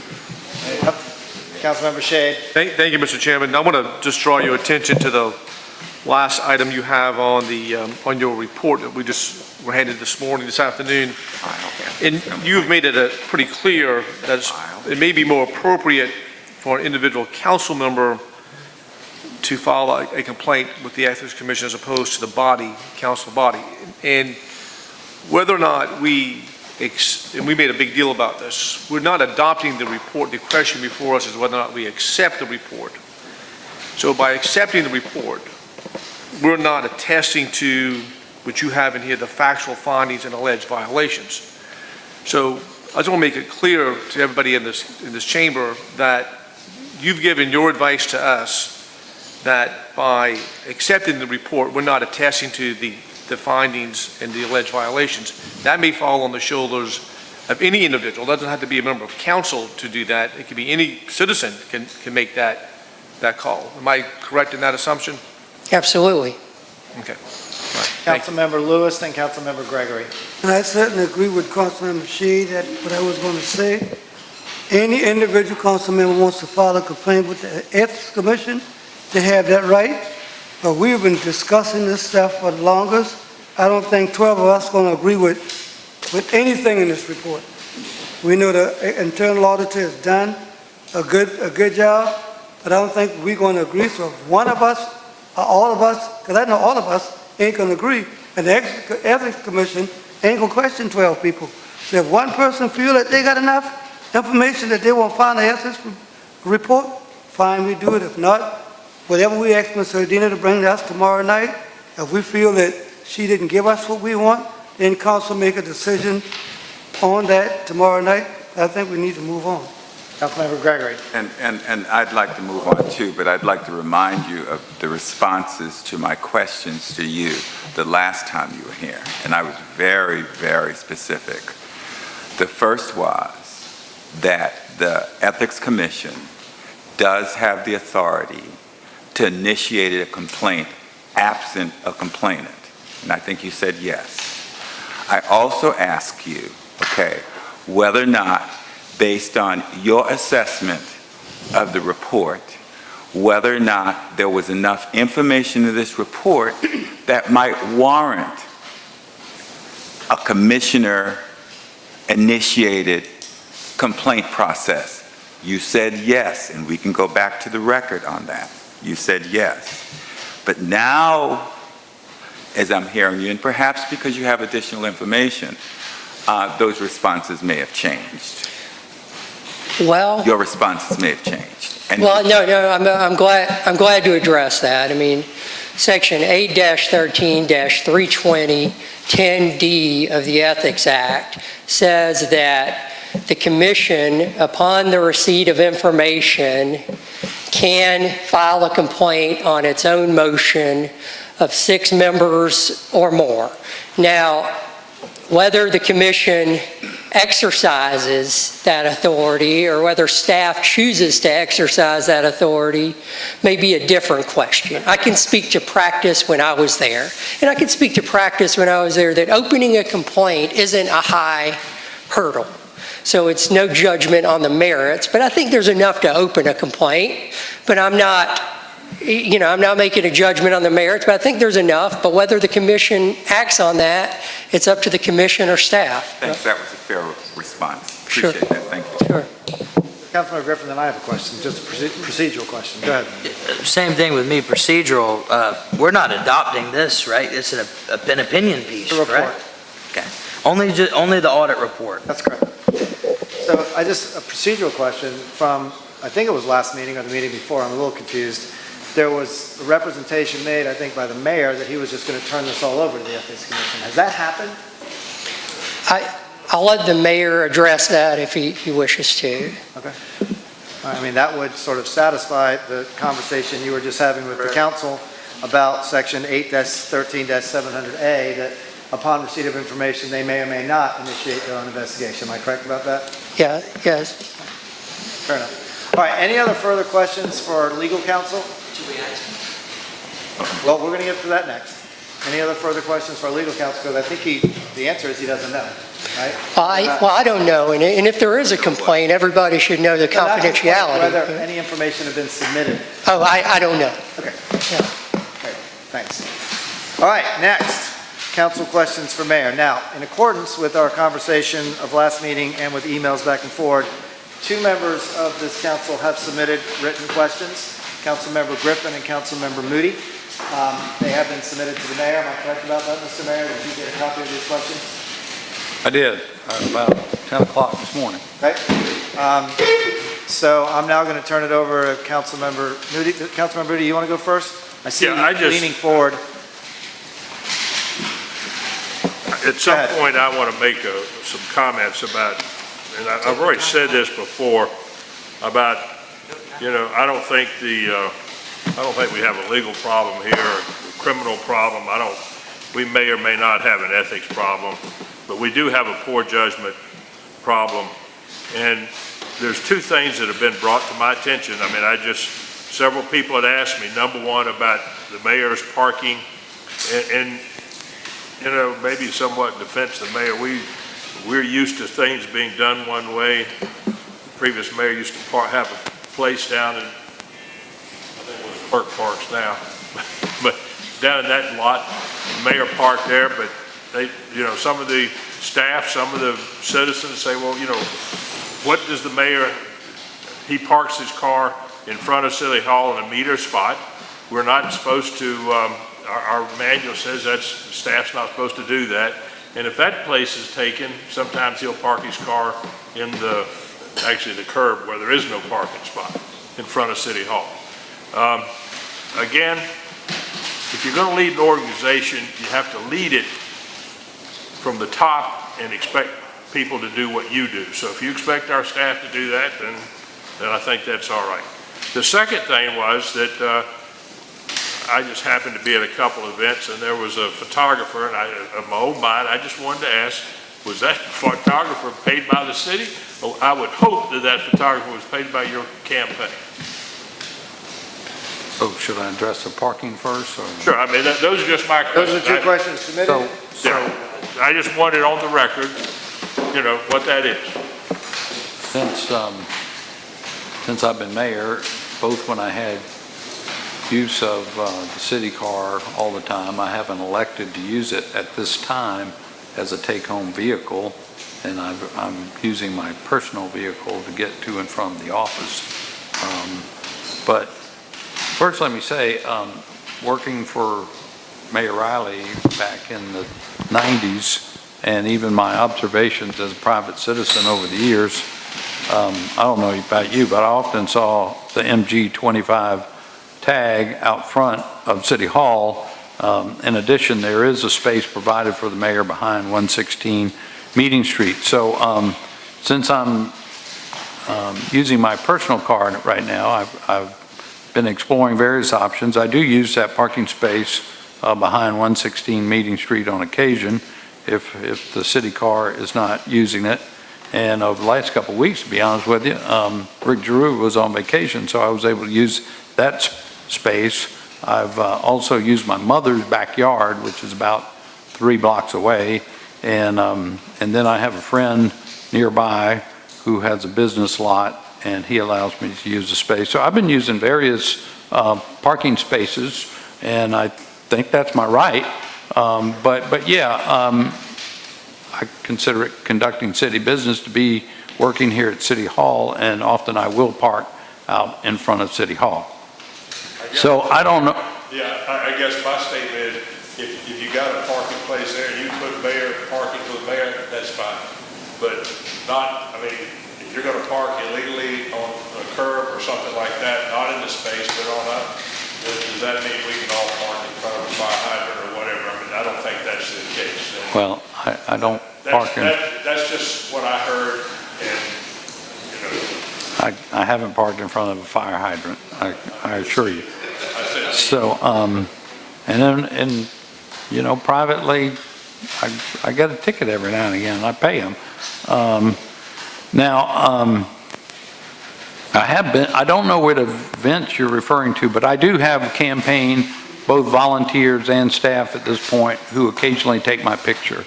So in all likelihood, it was. I was thinking the municipal association, I know you came in with some folks, and this one guy was running around taking pictures, both posed and thing up at Goose Creek Tuesday.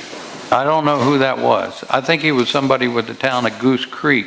He was taking my picture with the mayor of Goose Creek and with his council members. And no, I did not have a campaign staffer there at that meeting. I do at some meetings, but either that was a friend or employee of the town of Goose Creek. I just wanted to be sure it wasn't on the city page. Right. No, sir. Okay, those are the two questions submitted. Councilmember Griffin. My questions are not really legal, about legality or anything like that, really just also about whether it is appropriate, whether it's good or bad judgment. My first question, it was mentioned in the audit report, have you ever offered the city gallery or any other city buildings to a member of your family for a party? Not that I recall, sir. Well, I'll just submit the emails then that say that you did. All right, next.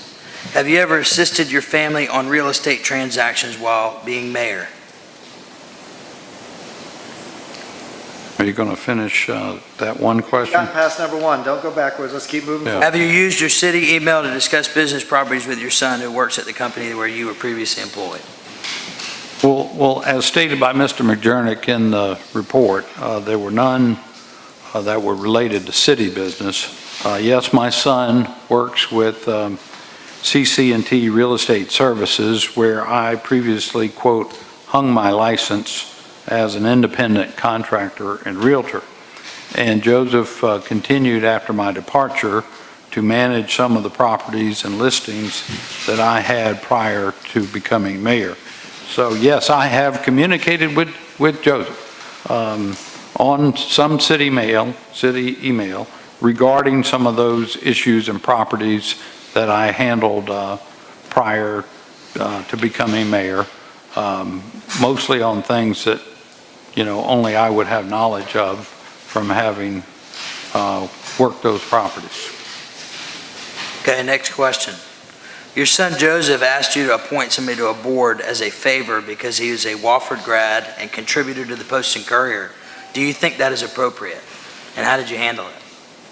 Well, I think the email indicated that Ms. Burbidge had been nominated to the Health and Wellness Committee by Councilmember Seekings, and Mr. Burbidge does know my son by way of their common, they're both Wofford grads, and apparently they have this little breakfast that they meet once a month, occasionally, Wofford grads. So as happens from time to time, Mr. Burbidge, I guess, knew that Councilmember Seekings had nominated Ms. Burbidge and asked if he would pass along his commendation that she would be a good member on the commission. And in fact, I recommended her to y'all, and she's been approved and now serves on the Health and Wellness Commission. She apparently had great credentials to serve on that, and I received a commendation for her, like I do many other people. No, but the question was about her husband, where your son asked for you to put him on a committee because he's a Wofford grad and a Post and Courier contributor, and the subject of the email said, favor, please. Do you think that's appropriate? I think what happened was appropriate, Councilmember Griffin, because the recommendation, he was recommending his wife, who had already been appointed by Councilmember Seekings. He was just putting in a good word for his wife. I commonly get comments and referrals and recommendations from people. It's very similar to any of those. Okay, let's move on. 4. Why were campaign contribution email discussed using city email? Do you feel that is appropriate? So this happened as I described earlier when I replied to finding number 8 to try to minimize personal use of city email. And yes, there were a couple occasions where someone sent me an email saying, I want to help you with your campaign, for example. I don't control what people send me, so I sent it out of the system right away to in this case, once again, to Joseph, for him to follow up on it and get it out of the city system as quickly as I could. Don't you think it would be more appropriate to say, do not send correspondence of campaign contributions to my email, or Joseph, please make sure that nobody sends emails like this? That was never done. Well, he can't control what people do either, but he certainly made those requests, and I don't know, it happened a couple of times, and those people have not come back to me by way of my city email, so I presume they got the message. Okay, number 5. We now have at least 2 boards that your family sits on that were given increases in the amount of money they received annually because you took it into your own hands to change the amount. Whether your intent was good or bad, wouldn't you say that's bad judgment? Well, the only one I'm aware of that's been discussed at some length is Sandy's board membership on the Fresh Start Enough board. Pie was mentioned in this most recent. She's not a member of that board. I think she got a request from somebody with Enough Pie just inquiring what happened, and she was passing along the question, what happened? Why didn't we get approved or whatever? So I often get requests from folks as to, why this might have happened or not. So the only one that she serves on the board, again, that I'm aware of is the Fresh Start. Again, has been mentioned, she had no financial interest. She did not seek or create a financial or personal benefit for herself or for me. And they do excellent work in our community. I could go on for some time to tell you about Fresh Start and what they do. I think it's a great organization. So what made you decide that your recommendation was more important than what staff recommended money-wise in both of those instances? I had a number of changes and recommendations, for those community assistance grants. There were probably 20, 25 different changes I made. I just think about the importance of what they're doing in the community and applied my personal judgment to a recommendation. Didn't have anything to do with your wife's involvement, is what you're saying, on those two particular ones? There was no personal interest for her. Okay, thank you. Number 6, have you ever waived city fees at the recommendation of a family member? Well, as you know, there was an email that Mrs. Tecklenburg recommended a waiver of a fee, but in fact, that organization had not been paying a fee. They had been serving lunch to the homeless in Marion Square. It was a little church group, and they had been doing it for, I think, years without having to pay any city fee. And there was some altercation that occurred, and we asked them to relocate to another park, and so they complied with what the city asked them to do. And when they went to the other park, unlike where they were, there was a fee. So it was just a misunderstanding. I think it was a misunderstanding. We asked staff to treat them the same way they've been treated all along. Okay. Number 7. Have you ever utilized city resources or personnel to help your family get the necessary information to gain an advantage on a real estate transaction? No, sir, not that I'm aware of. Can you explain the circumstance where Mike Tito reached out to the fire marshal to get the inspection done?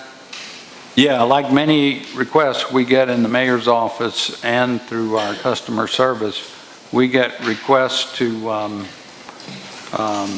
facilitate an inspection, not only by the fire department, but building inspections department. And we pass those along and ask about them and try to facilitate. A lot of people complain. I'm surprised you hadn't gotten any complaints from time to time from folks. But I'm just wondering to get an inspection done. We're just wondering why your son was involved in that. Well, he got a request from a friend of his. They used to play on the Bishop England basketball team together. I get requests occasionally from Sandy about those things. I get requests, just people calling into the mayor's office.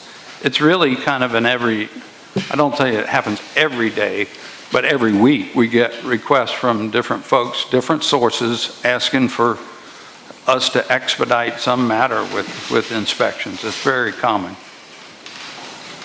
All right, I'm going to move on to these last few questions about Roy Willie, and I'm going to ask, from our discussions today, I have one additional question about Roy that I would like to ask in this group, but just to give the mayor the time, I know he mentioned that he wanted to discuss this. My first question, if Roy Willie was a consultant for the legal department, why was less than 5% of his billed time spent aiding the legal department? Out of over $83,000, less than $5,000 was spent on legal research. My comment on that is, aren't we deceiving the public by hiring somebody who spent over 95% of his time aiding the mayor's office while hiding his costs in the legal department?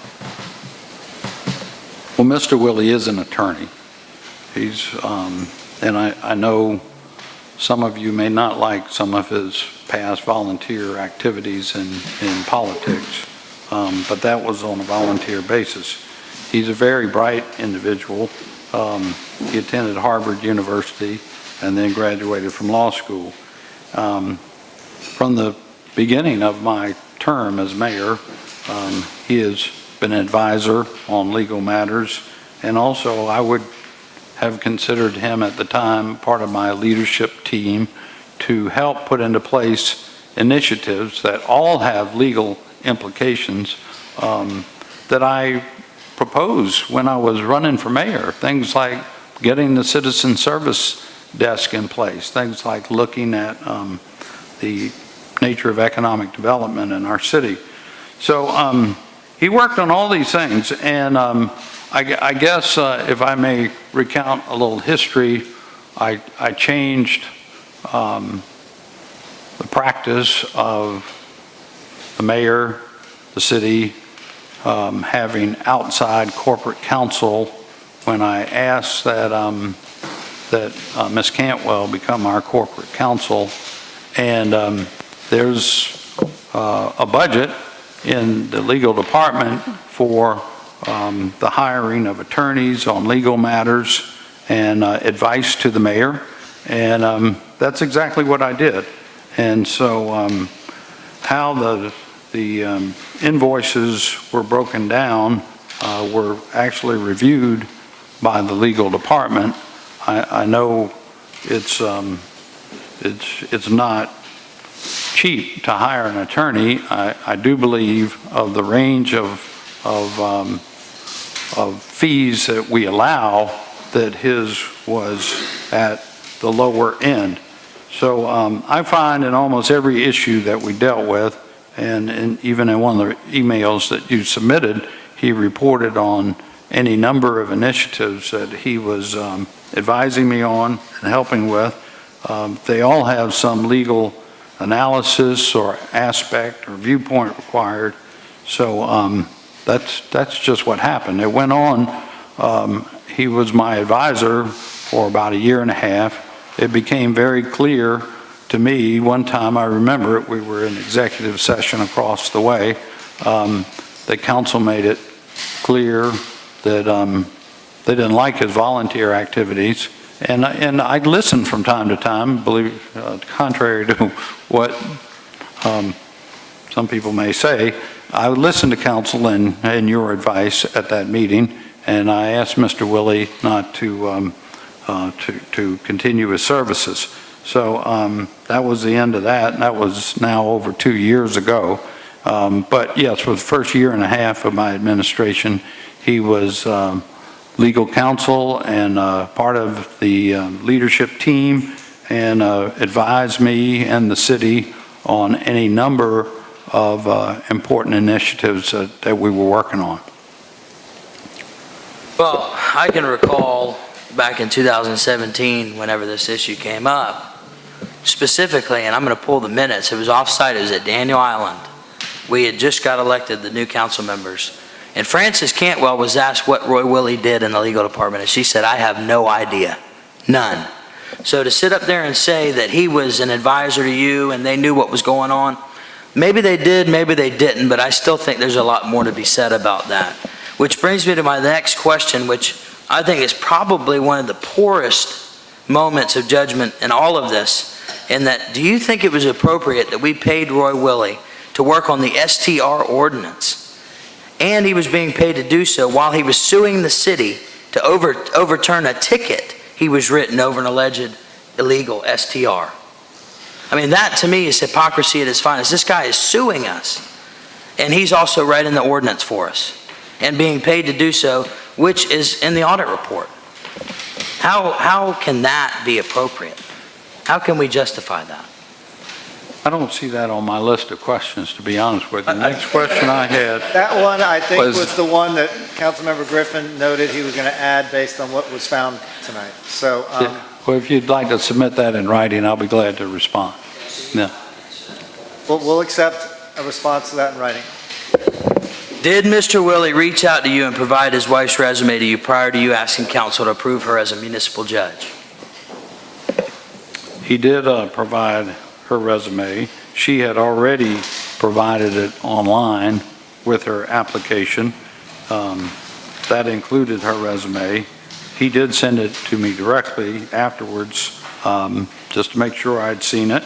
And also, as mentioned, I get recommendations and commendations for appointments all the time. So that was another case of that. I also got a letter of recommendation for her from the Charleston County head of the BAR, the county bar, law. Wasn't you. It wasn't you. It was Deborah. Yeah, but did she give that recommendation based on the bar or based on herself? On herself. Right, so then it wasn't based on the bar. That's correct. Last question. Looking back on this entire process, do you have any remorse? Never once have I heard you say, I'm sorry, or I made a mistake, or I could have been more efficient. Instead, you've blamed counsel, said you didn't know any better, and said this was a waste of money. If the shoe was on the other foot, and I, or any other member of council, had these issues raised about our leadership, what action would you recommend be taken? If it was a member of staff and a leadership role, and this report was about them, what action would you take? So if you may recall, in thanking Mr. Majernik for his thoroughness at a prior meeting, I remarked that there are a number of things we can do better, a number of process improvements that can result from this audit. And a list of them specifically, I believe, would include some kind of transition information for a new mayor, because as we discovered with the reimbursements procedure going all 3 or 4 different kind of ways, there should be some standardization to the way these expenses are submitted and reimbursed. No question about it. I admitted that. That we should recuse ourselves from matters that I or a family member serve on the board. I will absolutely acknowledge that now. In fact, if y'all recall, in May of this year, we had a presentation from our own legal counsel, looking into that very issue.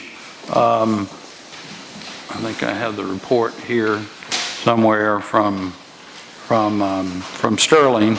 She gave us this in May of this year regarding conflict of interest for nonprofit boards, and that's also why I asked that the International African American Museum and the Gilliard consider making our positions, including Councilmember Waring's and Councilmember Moody is just on the Gilliard. Frankly, I feel like those should be ex officio positions so that there is absolutely even no thought of a conflict of interest. So I acknowledge that. This incident with Sandy serving on the board of Fresh Start occurred, of course, prior to that time. And once again, she had no economic interest or intended to. And it certainly was my position at the time that as long as there was no economic interest, that there was no conflict of interest. So I think we've been advised to be more careful about that. Procurement policy aligning with our ordinance, I think that's a good idea. And with the other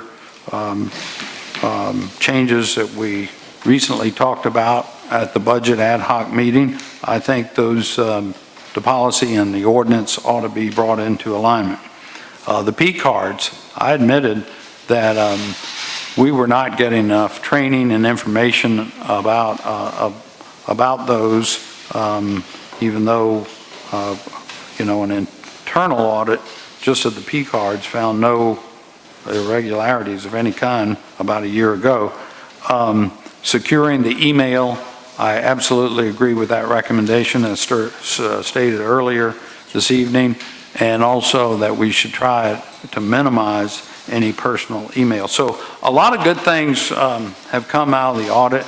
I am a human being. I am not a perfect person. I don't think one exists, frankly, other than a gentleman who died on a Roman cross a couple thousand years ago. But I strive in my life to be better. I consider myself a lifelong learner. I'm trying to improve myself. And I look at the city of Charleston the same way, Councilmember Griffin. That's why we initiated all our process improvement and hired Ms. Novak to help us look at each department. And we've made substantial progress. And that's, generally speaking, what Mr. Majernik does in his regular job when he's not auditing the mayor's office, is he helps us to look at every department and what's going on financially to see if there's improvements that can be made. I mean, I look at life as being a constant improvement process. So I want to say I look forward to working with you and Mr. Majernik and all of council to continue to improve this great city we live in. We have a lot of issues before us. I think that's evident by what you see on our agenda for tomorrow. Many issues, many things we're bringing forward to you. So anyway, I look forward to working with you. But you didn't answer the rest of my question. What would you do if it was me? Or what would you do if it was a department head that made all of these? You don't say they're mistakes. You say that we just didn't know any better, or policy improvements. Would you reprimand them? Would you ask me to step down from my post if I made decisions like this? Or would we all just sing kumbaya and say, you know what, we'll do better next time?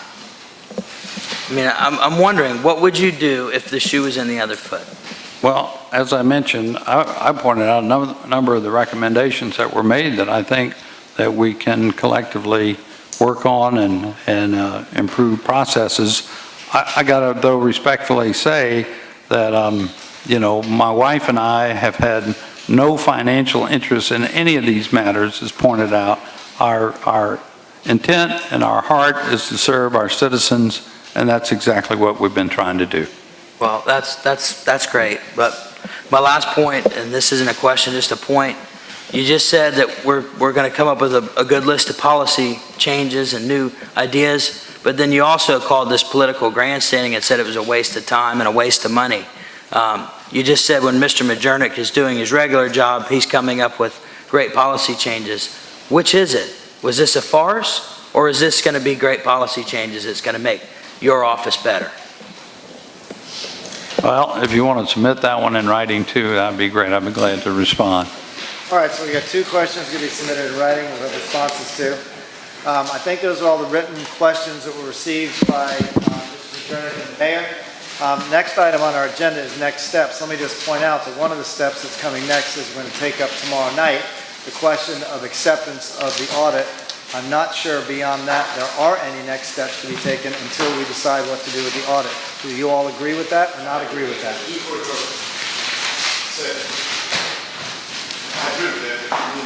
I heard the motion. Second. You did not hear me object. I was anxiously awaiting a second, and I'm happy to take. Good. I'm happy to take a vote to adjourn. All in favor? Wait. Oh, hang on, Councilmember. Let me just ask for a point. I mean, I think we're at the end of this thing here. I'm not sure what else we want to do. I would like to hear the answers to the questions about whether or not there was documentation on Mr. Willie's, the scope of his and any product that he produced. As far as I'm concerned, the mayor has addressed everything that I wanted addressed. From our outside legal counsel, I don't think this is going to rise. The mayor has a lot of latitude, not this mayor, but any mayor has a lot of latitude, and any correction of the mayor comes to the election box. Any correction of us comes to the election box. We're not like a normal employee. So that's what I got from the outside counsel is the driving force as far as I'm concerned. Somebody wants to file ethics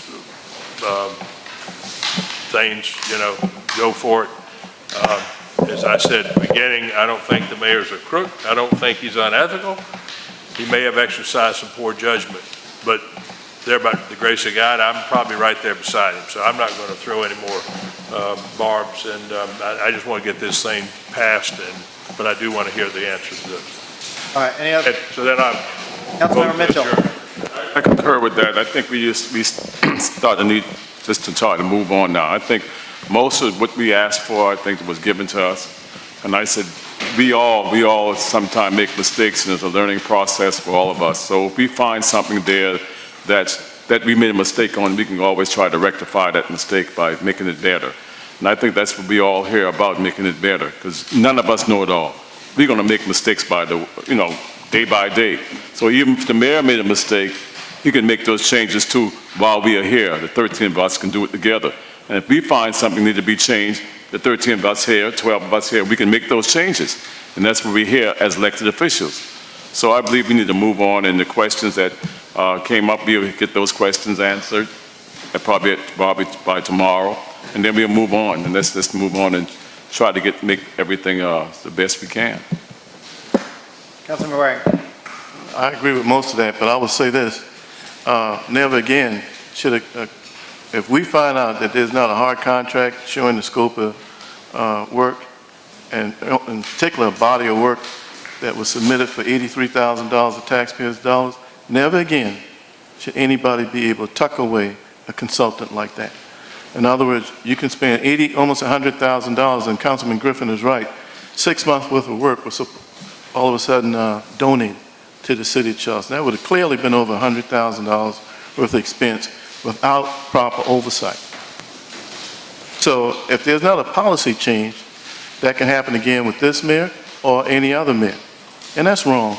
Taxpayers' dollars ought to be treated better than that. So I eagerly look forward to the contract, and I eagerly look forward, just as legal counsel did, submitted his body of work, and I'm sure we're going to get a bill for that body of work. This ability to, you work for me, but I'm going to put you in another line item, it is not transparent, and in my opinion, is designed to deceive and cover. So we'll see. It may be volumes of work that Mr. Willie submitted. It may be a clearly defined, because you said he's an attorney. I'm sure he had a very good contract that he submitted over there. I'm looking forward to see it. But absent that should never happen again. And it's up to this body to make sure a policy is put in place for proper transparency on how tens of thousands, if not hundreds of thousands of dollars of taxpayers' dollars can be properly spent and allocated. With that, I agree with everything else that's been said. Thank you. All right, motion adjourned. All in favor?